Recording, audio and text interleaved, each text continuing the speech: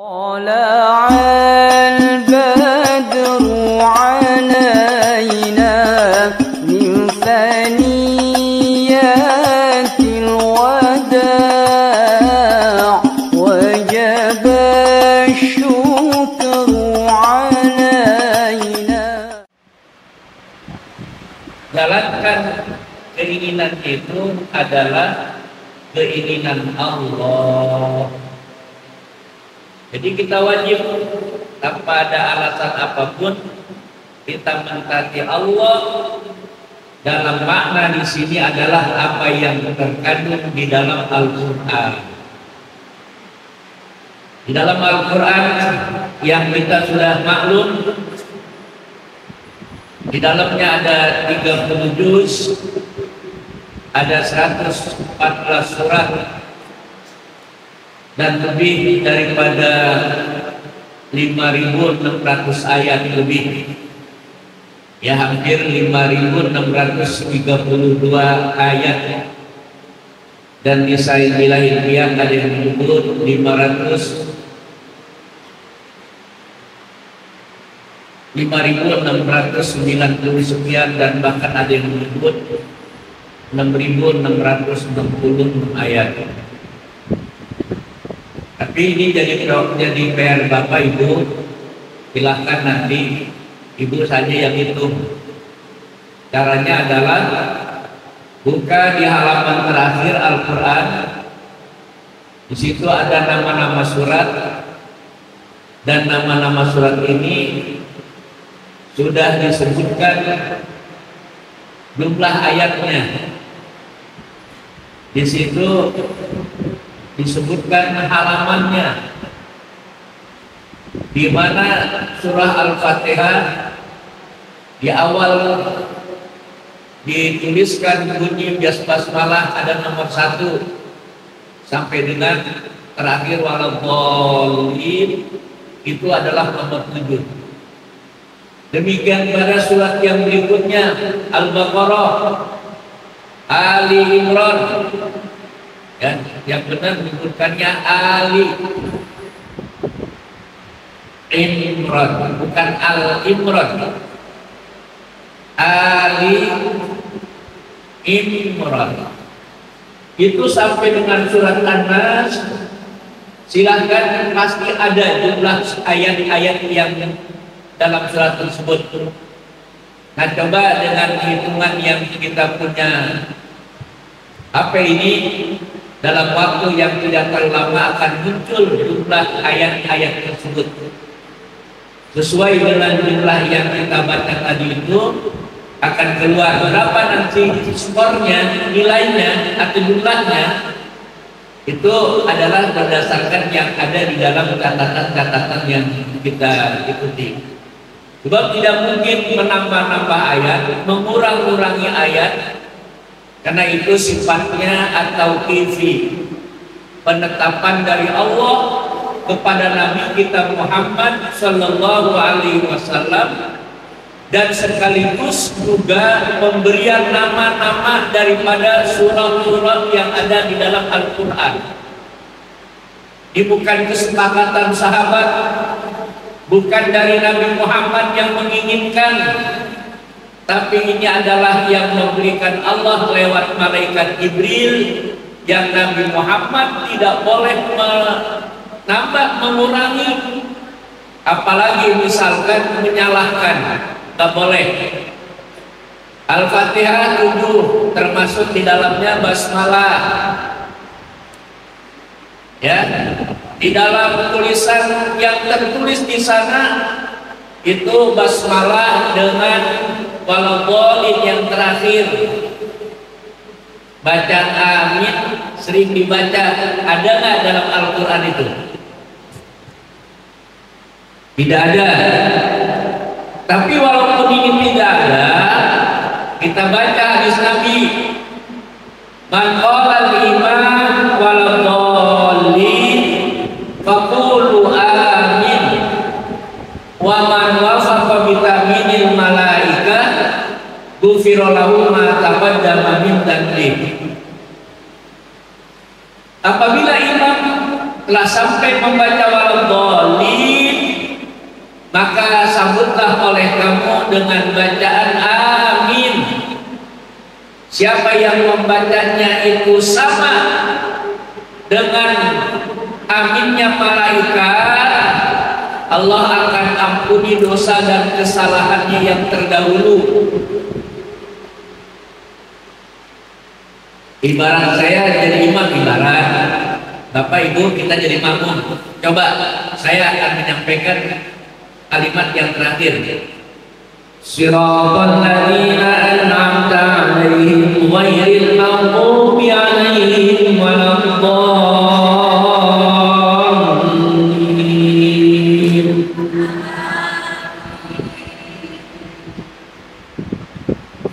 Amin. Al-Quran bukan Al-Quran,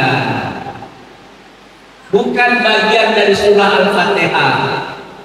Sama dengan kita mengucapkan kalimat ini, ghairil maghdubi 'alaihim waladdallin.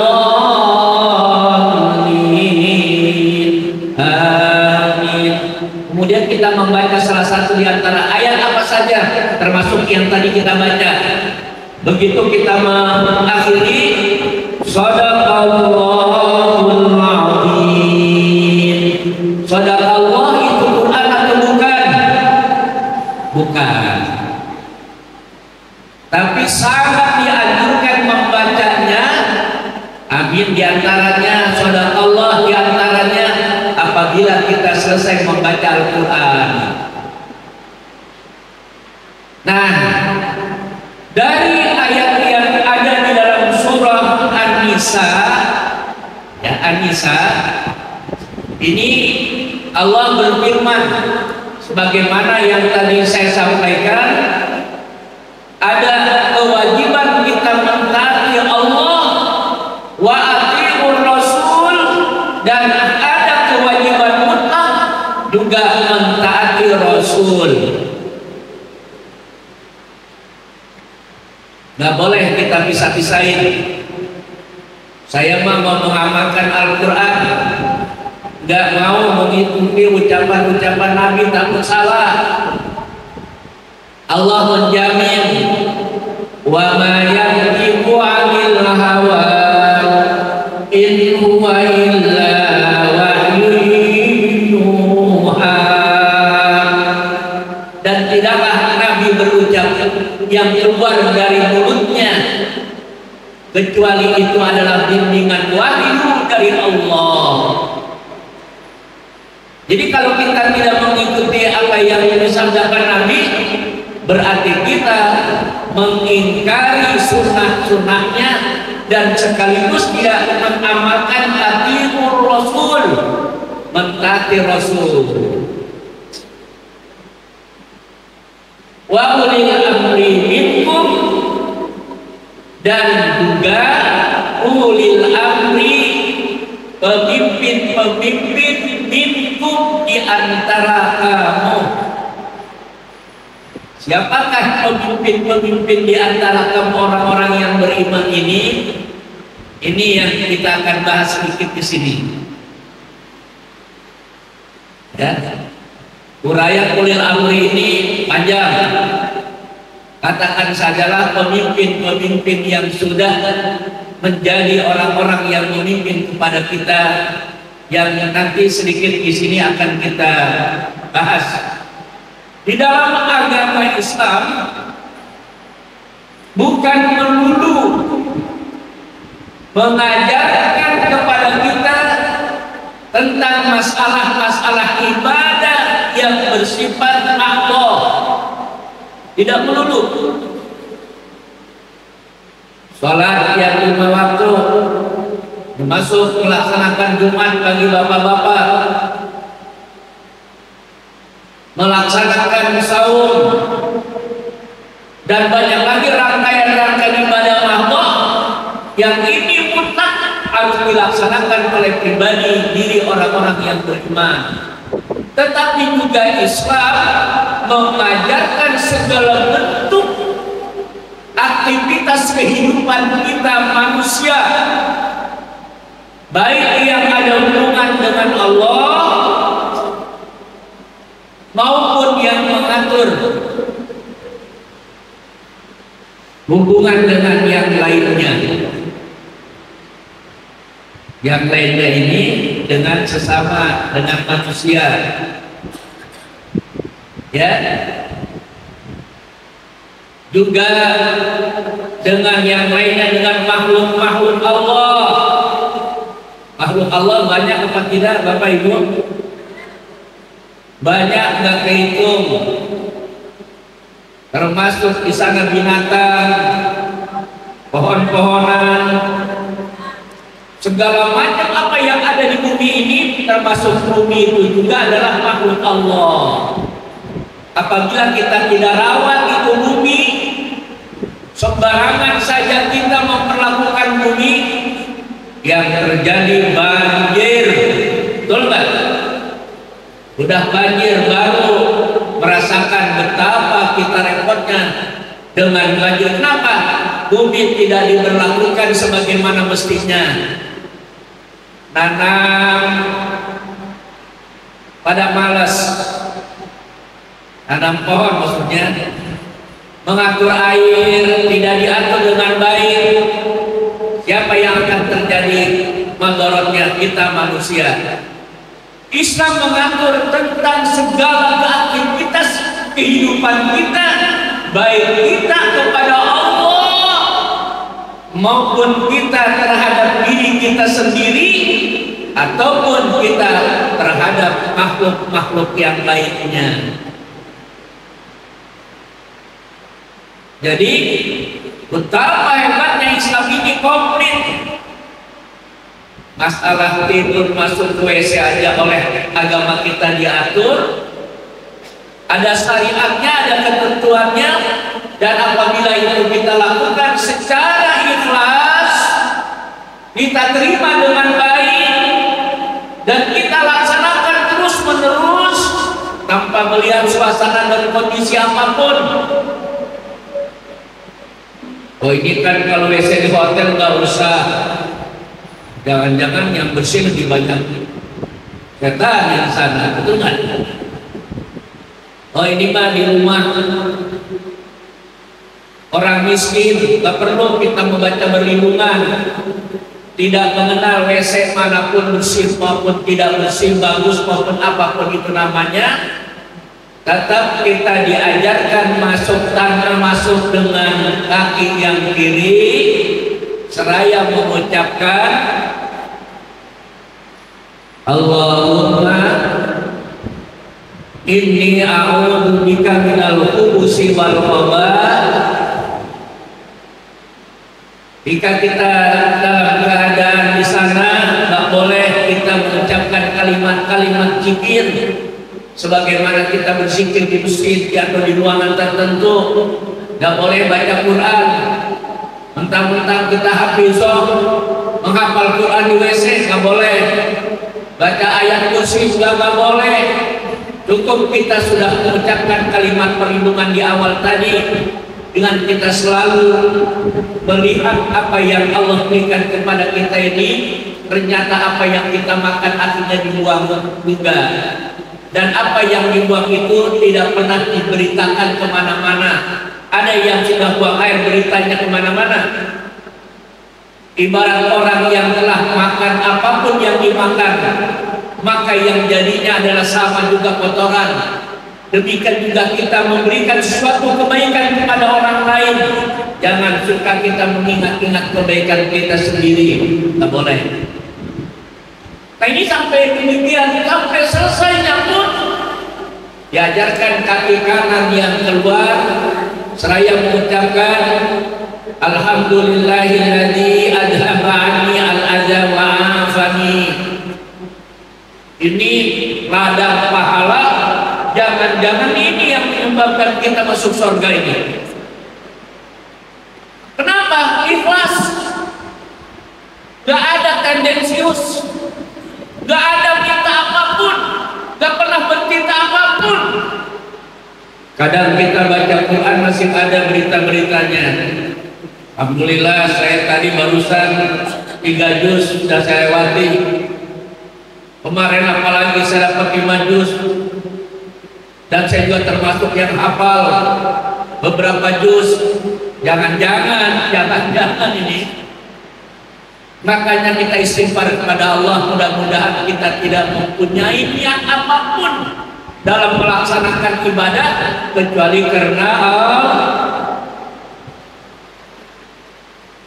Qul inna sholati wa nusuki wa mahyaya wa mamati lillahi rabbil alamin. Katakanlah olehmu, sesungguhnya sholat saya, ibadah saya, hidup dan mati saya persembahkan hanya untuk Allah. Makanya ketika kita baca Quran berlindung, a'udzu billahi minasyaitonir rajim. Ya Allah, aku berlindung kepadamu dari setan yang terkutuk. Jangan sampai ada niat bukan karena Allah. Urusan buang air besar saja diatur oleh agama.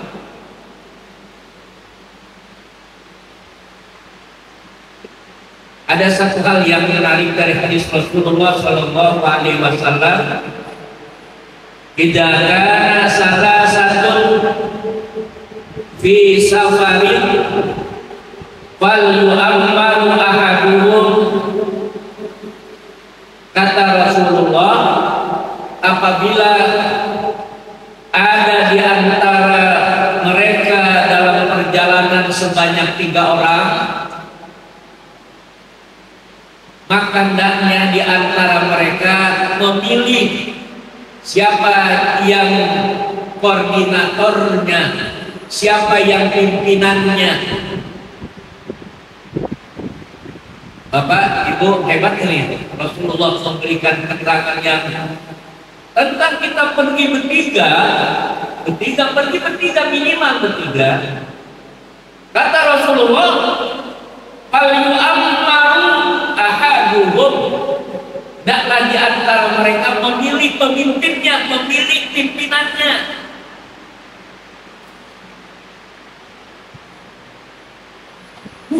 Bapak, kita naik mobil kecil, karena sebutin nama mobilnya, tak iklan lagi. Katakanlah Bapak, Ibu, dan anak, sepakati siapa nih yang kita pergi ini di antara 3 ini yang jadi pemimpinnya di mobil perjalanan ini? Mama yang jadi, boleh nggak? Bapak boleh nggak? Bapak boleh nggak? Harus. Mamanya jadi pimpinan.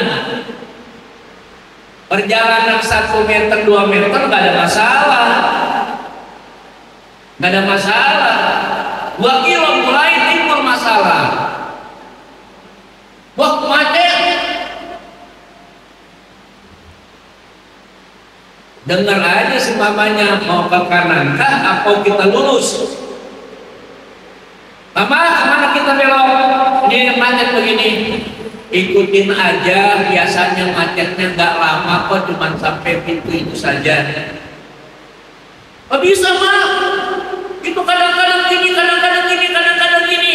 Kata bapaknya, udahlah kita kanan aja. Anaknya melawan apa yang dibunyikan oleh ibunya. Bapaknya mempunyai pikiran, udah kan aja usah lurus. Ada 3 pemimpin, kacau nggak tuh? Siapa yang akan menyelesaikan? Harusnya kita udah sepakat, suka tidak suka, ikutin mama, karena dalam perjalanan ini kita memilih mengangkat imamnya itu adalah mama. Pada Jumat atau hari yang berikutnya kebetulan mau datang ke pondok pesantren anak kita, baru madrasah aliyah atau madrasah sanawiyah. Sepakat kalau mobil lagi, yang tahu jalan ke pesantren persis anak kita atau kita? Yang tahu persis pasti anak kita. Udah, sekarang dalam perjalanan ini kamu menjadi pimpinannya. Oh enggak, mama aja gak enak aku, atau mama aja. Nah, ini adalah untuk memberikan keputusan yang bagus kalau ada pemimpin yang diangkat oleh kita. Dan cuma kalau ngangkat pemimpin model tadi di mobil, nggak ada istilah mana kartu pengangkatannya, mana sumpah ininya, ya nggak ada. Itu hanya memperlihatkan pentingnya pimpinan. Lagi 5 orang, lagi satu bus perjalanan jauh, kacau. Yang satu bilang kita makan di sini, jangan di sono aja. Yang satu bilang mampir dulu, ada perlu. Yang satu bilang setuju, yang lainnya enggak. Kacau di mobil kapan nyampenya. Sopir bingung, ini kemana nih? Nah maka oleh karena itu pemimpin adalah perlu, sehingga kita dalam sholat saja jangankan 3, berdua harus kita tunjuk yang akan jadi imam. Betul? Oh nggak ada yang jawab. Betul? Bapak setuju? Ya saya tidak akan menguraikan bagaimana cara memimpin imam sholat. Artinya perlu ada imam dipilih di antara dua, jangan jadi imam dua-duanya. Dalam hal ini kalau laki dengan perempuan, suami istri, wajib bapak yang jadi imam. Kalau sudah ada lagi perkembangannya bapak dan ibu, ternyata kita punya anak baca Quran yang bagus, bapak ibu wayahnya ngalah jadi makmum anak kita, betul nggak Bu? Pak, betul nggak? Anak kita bagus bacaannya. Kalau kita kan bacaannya begitu. Rabbil alamin, Ar-Rahmanir Rahim, Maliki yaumiddin, Iyyaka na'budu wa iyyaka nasta'in. Walau tolin gigi dongkong lagi mulai boleh balok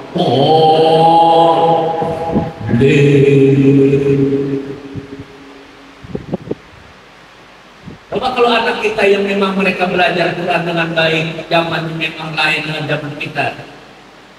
Allahu Akbar. Bismillahirrahmanirrahim.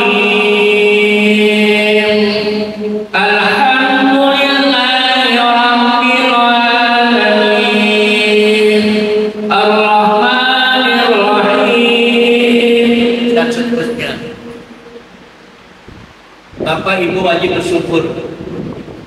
Anak kita, anak kita bagus, anak kita jauh lebih hebat.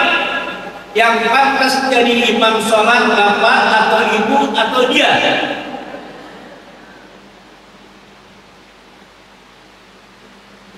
Berdua saja ibu bapak sekalian, itu jadinya bukan 2, tapi 1 ditambah 1 jadinya 25. Ibu, 1 tambah 1 berapa Bu? Ada orang bilang, bapak bilang 11. Iya kan? 1 ditambah 1 lagi jadi 11. Kata ibu 2. Tapi di sisi Allah bukan 11, bukan 2, tapi 25, 27. Mereka yang ikhlas mengimami kepada orang yang diimami, yang kena makmum, maka dapat pahalanya itu adalah 27 derajat. Makanya jangan malas kita berjamaah. Bapak-bapak juga jangan malas pergi ke masjid.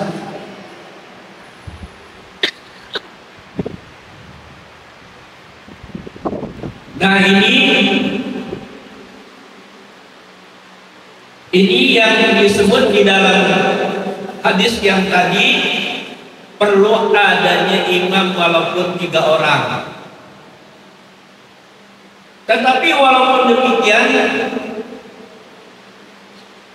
imam ini, pemimpin ini adalah sesuatu yang memang luar biasa, tapi adalah amanat yang sangat berat.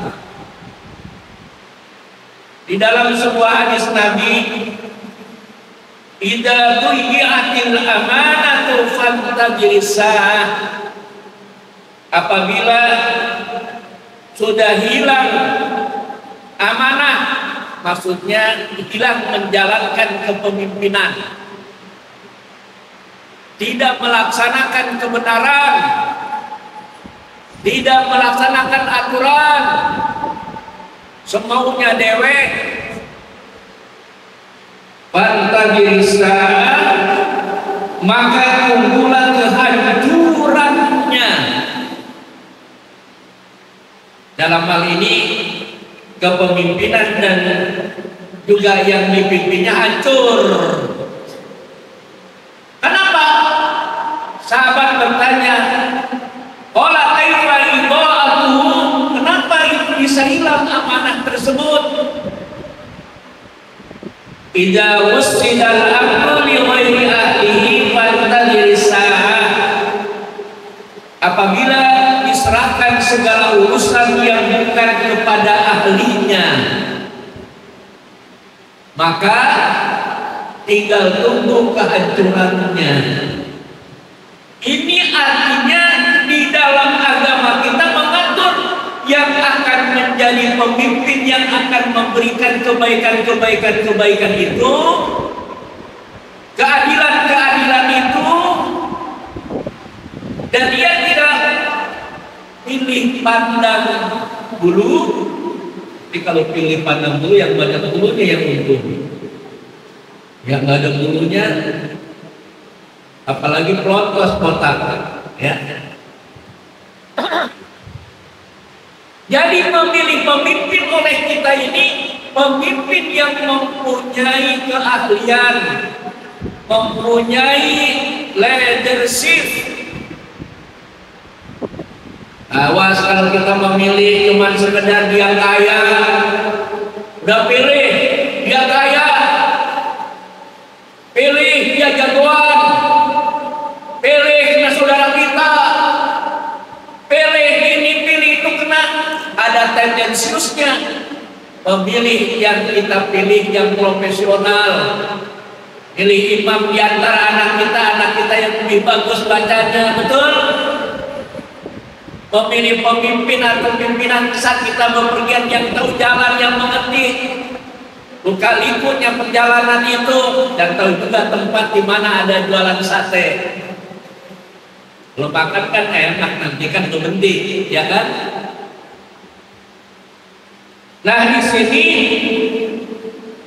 jelas yang kita pilih adalah mereka yang memiliki keahlian, bukan asal pilih. Kalau yang dipilih oleh kita atas dasar yang kaya, begitu serangan fajar, itulah yang saya pilih. Mau bener, mau kagak, mau ahli atau kagak, masa bodoh, yang penting yang ngasih duit sama gue. Nanti ibu bakal ditanya, bapak bakal ditanya, kita bakal ditanya kalau ada seperti itu di akhirat nanti. Jangan kena sholat kita saja, memilih pemimpin apabila itu salah, apa yang dilakukan dari mulai memimpin sampai dia selesai ditanggung oleh mereka yang pilih. Karena mereka berbuat benar, berbuat salah misalkan, karena sudah mempunyai kewenangan, mempunyai kekuasaan. Siapakah yang beri kekuasaan itu? Yang pilih itu.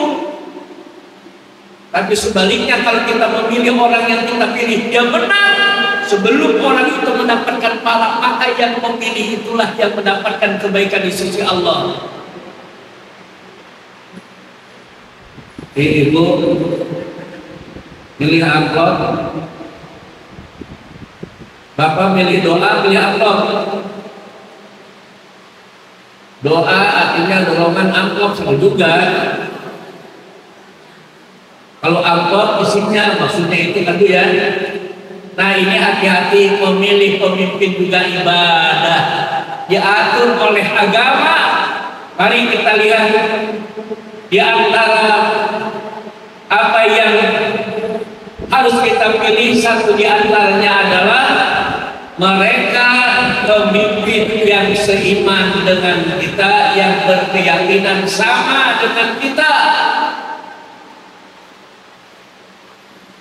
Lihat surat Ali Imran ayat 28. Ali Imran ayat 28.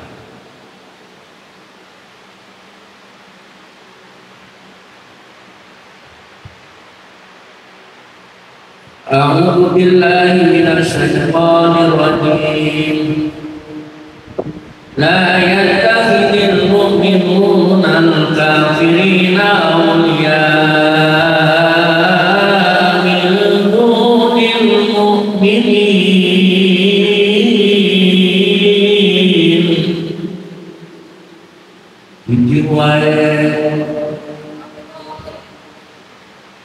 La yattakhidhul mu'minuna al-kafirina awliya'a min dunil mu'minin. Shadaqallahul azim.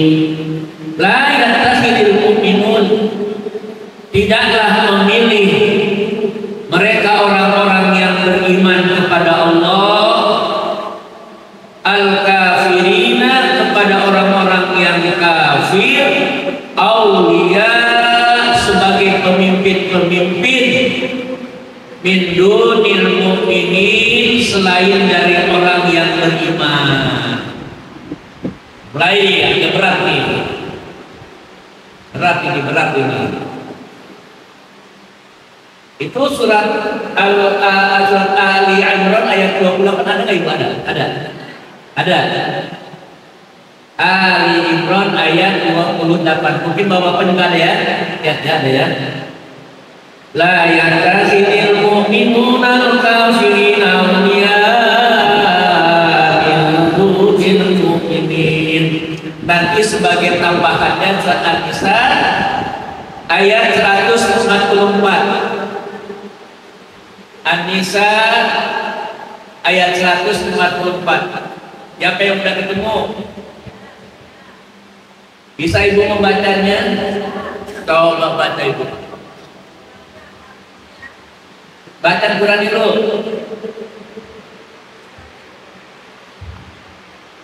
Ada? Silakan.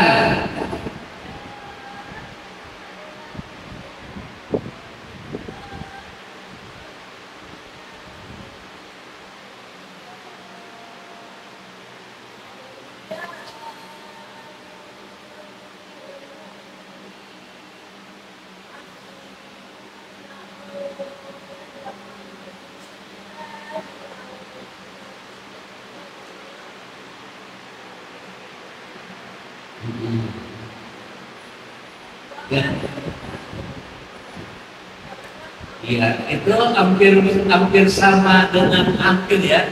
Kalau di atas tadi layat takhidi. Kalau pada surah An-Nisa 144 ini, ya ayyuhalladzina amanu la tattakhidul kafirina awliya min dunil mu'minin. Itu pada surah An-Nisa yang 100, yang populer nih, yang populer. Pada waktu itu ada pilkada. Surah Al-Maidah ayat berapa coba ingat? 51. Betul. Berarti ibu ini punya kaos kan ya? Punya kaosnya ya. Yang mendukung ayat 51 Al-Maidah. Bunyinya adalah, nah nanti ibu bapak juga boleh jadi tambahan referensinya. Ya ayyuhalladzina amanu la tattakhidul yahuda wan nasara awliya ba'dhum awliya'u ba'd wa may yatawallahum minkum fa innahu minkum innallaha la yahdil qaumal zalimin. Hai orang-orang yang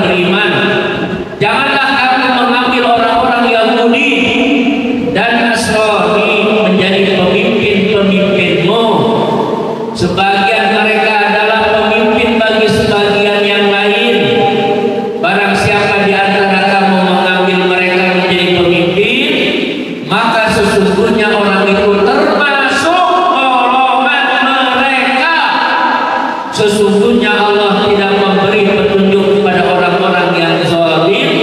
Surah Al-Maidah ayat 51. Jadi memilih pemimpin ini urusan dunia urusan akhirat. Dunia akhirat. Memilih pemimpin itu dunia akhirat, karena di akhirat nanti nggak ada lagi memilih pemimpin pilkada, nggak ada lagi pemimpin negara.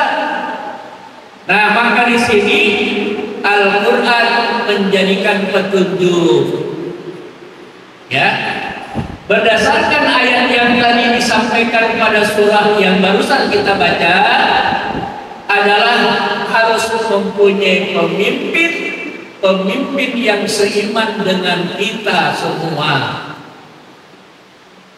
Waduh, berat juga ya.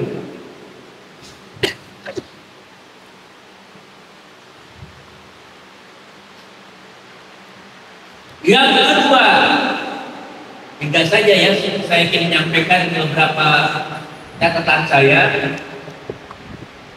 Yang kedua, dilarang memilih pimpinan yang cenderung kepada kekafiran, artinya yang sentimen kepada Islam. Orang yang seperti ini namanya Islamofobia. Jadi dia Islam ataupun sama seagama, tapi tidak suka dengan apa yang ada di dalam syariat agama.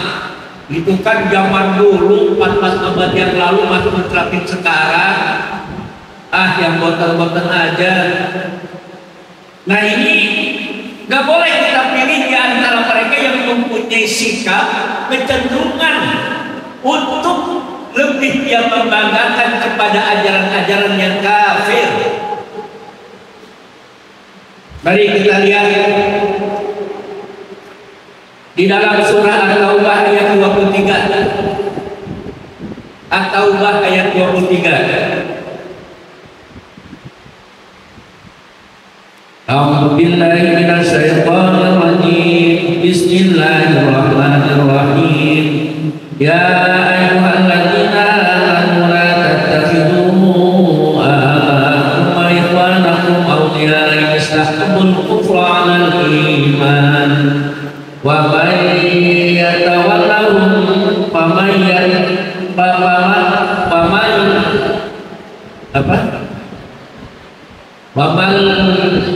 walihim minkum faulaika humul zalimun. Artinya, wahai orang-orang yang beriman, jangan kamu memilih. Di sini bil amr, bil nahi, gitu kan, bil amr, bil nahi, melarang. La tattakhidhu, janganlah kamu mengambil, jangan kamu menjadikan bapak-bapak kamu,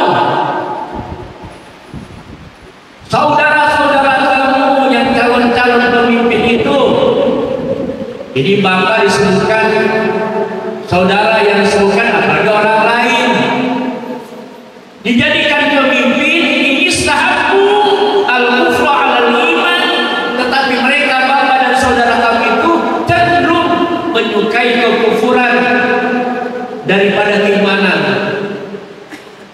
Barang siapa yang seperti itu memilih mereka, maka kamu juga adalah bagian daripada mereka. Faulaika humul zalimun, dan mereka termasuk orang-orang yang zalim di sisi Allah dan di sisi manusia. Nah, ini kedua syarat ini. Lain tadi pemimpin yang sudah disebutkan di atas, memilih pemimpin yang bagaimana kriterianya itu, mereka yang cenderung membela kepada iman daripada membela kepada hal-hal yang bersifat kekufuran. Apa itu kufur? Ya banyak dan ceritanya. Nah, itu disebutkan di dalam ayat surah At-Taubah ayat yang ke-23, dan kemudian juga di dalam surah Al-Maidah ayat 22 Allah menyebutkan seperti yang dicatat di dalam catatan saya ini, la tajidu qauma, depannya la tajidu qauma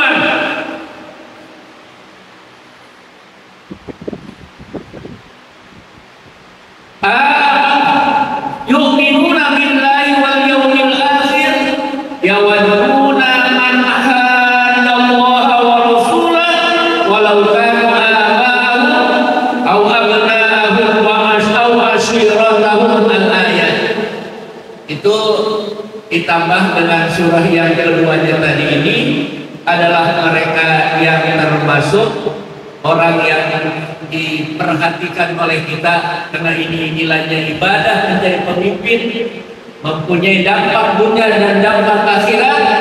Jangan sampai di antara bapak dan ibu memilih pemimpin yang teguh, mencintai kepada hal-hal kekufuran daripada apa yang terkait dengan masalah ya. Kita merasakan juga di bukit ya, tapi saya menyebut gini ya. Mesin kita kebakaran tahun kapan?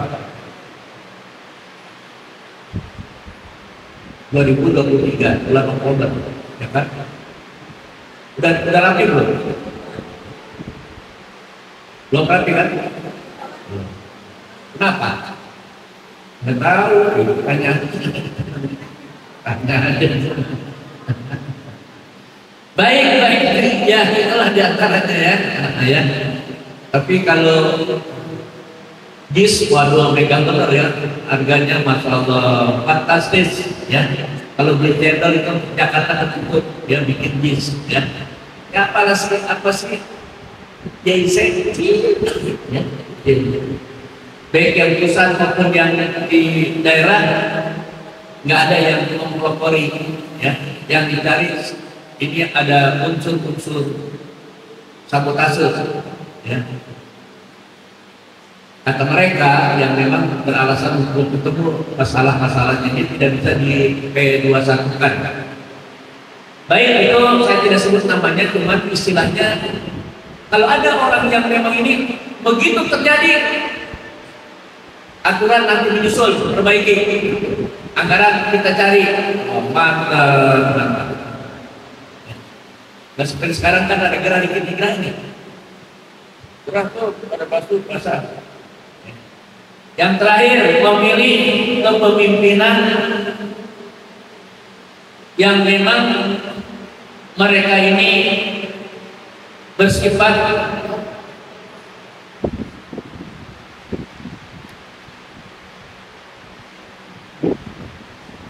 adil, memilih pemimpin yang mempunyai keadilan ya. Keadilan dalam kesejahteraan, betul. Keadilan dalam penegakan hukum, betul. Keadilan dalam ekonomi, betul. Bagaimana ekonomi kita? Ayo, adil nggak nih ekonomi kita nih? Hukum. Kemarin ada yang membunuh kekasihnya dibebaskan dari segala tuduhan kepadanya itu membunuh dan dilepaskan dari tahanan karena dia tidak terbukti melakukan pembunuhan secara sengaja. Belum lama kita dengar itu ada broker di Mahkamah Agung. Ternyata dia adalah orang-orang yang menjadi broker, yang menjadi perantara untuk bagaimana hakim ini membebaskan kepada mereka ini.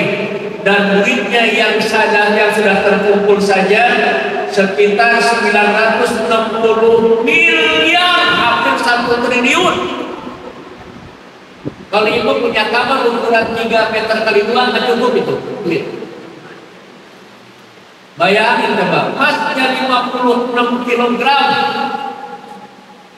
Ibu saya mau tanya, mau emas yang berkarat atau emas yang sekarat? Mau emas yang berkarat atau emas yang sekarat? Dua-duanya, pinter juga ya.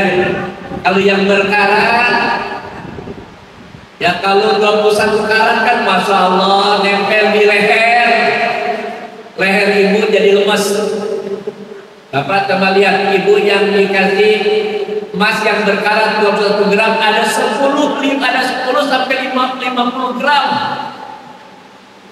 Coba panggil, mama, apa? Nempel di tangan, ada emasnya, ada gelarnya. Nanya umur pengajian, Ustazah, mau nanya, lepas tangannya. Nah, Bapak kalau ada ibu yang susah dipanggil, kalungin emas. Kalau tangannya masih juga berat untuk nolong kita, kasih emas. Kata ibu tadi, baik enak-enaknya yang berkarat dengan yang sekarat. Yang sekarat enaknya apa? Pada waktu musim hujan dingin ya, emas yang sekarat lebih berarti kan ya daripada yang berkarat tadi. Nah, lepas daripada itu semuanya, ternyata ini adalah merupakan orang-orang yang mengkhianat dalam menegakkan hukum, law enforcement. Nah, kalau yang semuanya orang yang susah dikenakan hukuman berat, orang yang kaya bebas, kapan mau adilnya di negeri kita ini? Nah, jadi yang berikutnya ini kita mencari pemimpin yang adil, adil dalam ekonomi, adil dalam sosial, adil juga dalam hukum yang ada. Baru kalau itu berjalan pemimpin yang begitu. Baldatun thayyibatun wa rabbun ghafur. Negeri kita yang kaya raya roh dinawi dengan sumber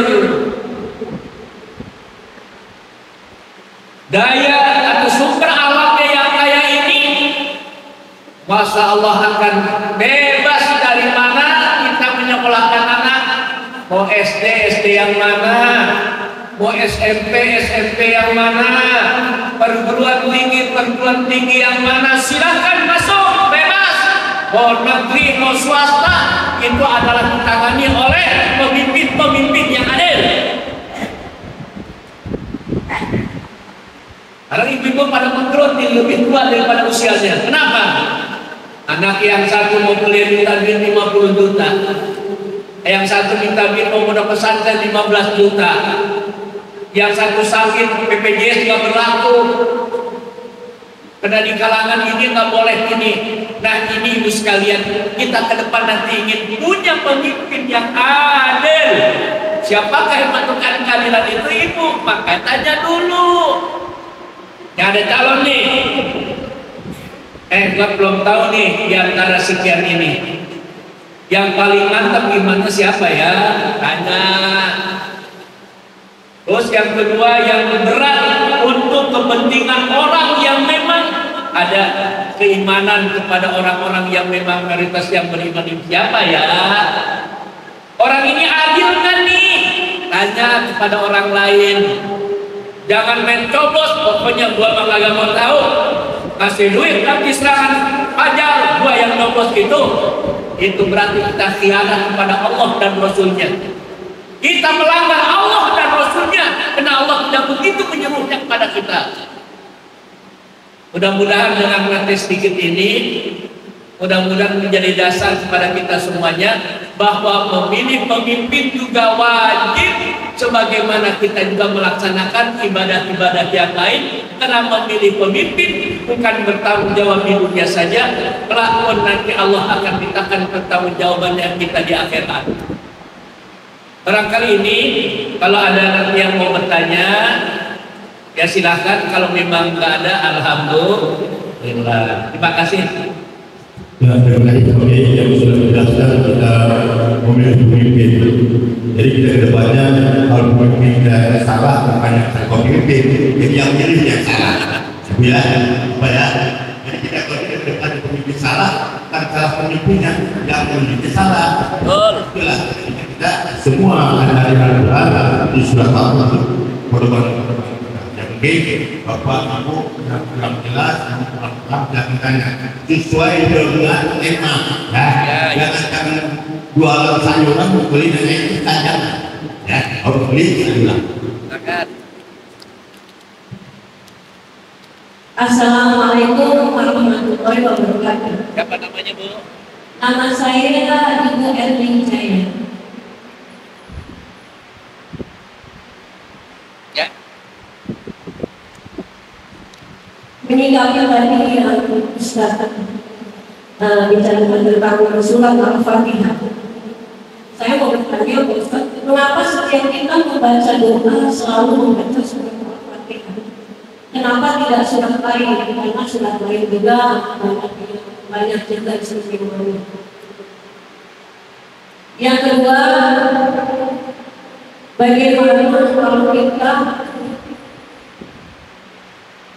bagaimana kita menyikapi kita dalam situasi di dalamnya ada pemimpin yang berjamaah kedolimannya. Sementara kita tidak punya power untuk mengatakan sesuatu yang benar, karena nanti dampaknya pada pekerjaan kita dan keluarga kita. Itu saja Pak Ustaz, bagaimana cara menyikapinya. Terima kasih. Assalamualaikum warahmatullahi wabarakatuh. Waalaikumsalam. Menang Farid. Ya, oke. Biar ini jaya ya. Ya. Mengapa setiap doa kita membacakan didahului dengan baca Fatihah gitu kan? Baiklah ini Ibu Bapak sekalian. Memang kalau kita melihat dari kedudukan Al-Fatihah bersama dengan surah-surah yang lain, memang setiap dari surah-surah tertentu ini ada fadilah-fadilahnya. Namun secara umum ayat-ayat Al-Quran itu kalamullah, firman Allah, tidak boleh kita membeda-bedakan satu dengan yang lainnya. Semuanya kalamullah. Artinya begini, kalau ada orang begitu disuruh ngaji, padahal perkawinan, dia baca A'udzubillahi minasyaitonirrajim, Bismillahirrahmanirrahim, walanabluwannakum bisyai'in minal khawfi wal ju'i wa naqsin minal amwali wal anfusi wath thamarat wa basyiril sabirin alladzina idza asabatuhum musibah qalu inna lillahi wa inna ilaihi raji'un. Shadaqallahul azim. Yang artinya mulai ngangkat yang punya layarnya. Siapa itu baca? Dari mana itu baca? Kenapa? Nggak tahu ini lagi kawinan kenapa baca innalillahi tapi gitu kan? Baca surah apa saja di perkawinan sah-sah saja. Tidak lalu kalau membaca kalimat wa min ayatihi an khalaqalakum min anfusikum azwaja. Tuh, yang itu yang benar. Nggak boleh kita lalu mengatakan yang lebih pas adalah ayatnya ini. Tidak. Semua yang dibaca kita mohon kepada Allah berkah bacaannya, bukan surah yang dibacanya. Jadi nggak ada perbedaan, sama. Tetapi apabila ada petunjuk lain dari Rasulullah, baru itu memberikan nilai yang lain. Contohnya, la salata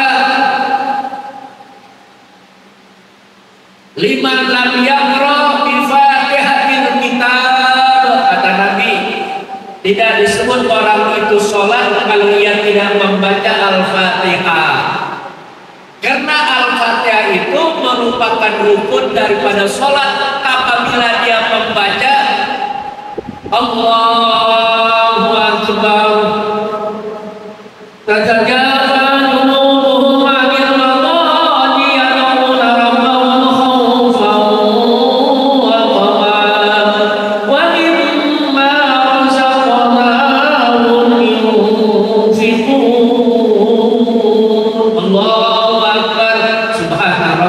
azimi wa bihamdi.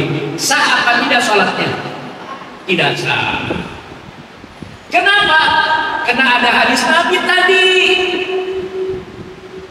Karena oleh itu sepakat ijma ulama, Fatihah itu adalah merupakan rukun dari rukun-rukun sholat. Nah, adapun tadi ketika ada orang membaca Fatihah untuk tahu satu tujuan, dimulai Fatihah, dimulai Fatihah, dimulai Fatihah, dimulai Fatihah. Karena Al-Fatihah itu adalah merupakan kumpulan dari kandungan yang 113 surat ada di dalam Al-Fatihah. Boleh jadi kita mendahulukan Al-Fatihah, tapi tidak selalu dengan ucapan basmalah, dengan ucapan surah Al-Fatihah. Ada juga orang bilang begini, mari kita berdoa. Sebelum kita berdoa bersama-sama, kita baca ayat kursi. Allahu la ilaha illa huwal hayyul qayyum la ta'khudhuhu sinatun wa la nawm lahu ma fis samawati wa ma fil ardh man alladhi yashfa'u indahu illa bi'idhnihi ya'lamu ma bayna aydihim wa ma khalfahum wa la yuhituna bi shay'in min ilmihi illa bima sha'a wasi'a kursiyyuhu samawati wal ardh wa la yahuduhu hifdhuhuma wa huwal 'aliyyul 'azim. Mari kita berdoa. A'udzu billahi minasyaitonir rajim. Bismillahirrahmanirrahim. Alhamdulillahirabbil alamin. Wassalatu wassalamu ala asyrafil anbiya'i wal mursalin wa ala alihi wa sahbihi ajmain. Ya Allah, ya Rabb. Bla bla bla bla seterusnya. Boleh enggak baca ayat kursi dulu? Boleh. Boleh. Enggak ada larangan, silakan. Tadi sebelum kita berdoa, kita semuanya baca sholawat dulu. Ya Rabbi bil Mustafa balligh maqasidana waghfir lana ma madha ya wasi'al karami wa fadli karim Allahumma shalli wa sallim. Boleh apa tidak? Boleh. Mereka yang biasa membaca Fatihah silakan lanjutkan, dan apabila ada orang yang berbeda dengan kita bukan mulai dengan baca Al-Fatihah juga kita aminkan juga. Boleh. Yang saya sih menyarankan sesuai dengan kondisi. Ketahuan perjalanan tinggal 2 menit lagi turun baca Al-Fatihah, ya kelamaan. Mari kita berdoa langsung. Bismillahirrahmanirrahim. Ya Allah, kami sebentar lagi akan turun bersama kami ini. Mudah-mudahan ya Allah di dalam acara landingnya ini selamat. Ya Allah, tidak ada hal yang mengganggu kepada kami, kepada pesawat kami, dan kami diberikan keselamatan semuanya. Walhamdulillahirabbil alamin. Begitu turun pesawat, alhamdulillah kan biasa begini. Ini siapa yang berdoa? Itu ibu-ibu dari JIC, khususnya jamaah duha, pantas doanya makbul. Boleh nggak? Nah, jadi oleh karena itu tidak ada halangan Bu ya. Apakah itu membaca Fatihah? Suruhannya juga enggak ada kepastiannya khusus, tetapi apabila ada orang melakukan itu mungkin mencontoh dari sholat, karena sholat itu artinya doa. Doa itu dimulai dengan Al-Fatihah, mungkin seperti itu.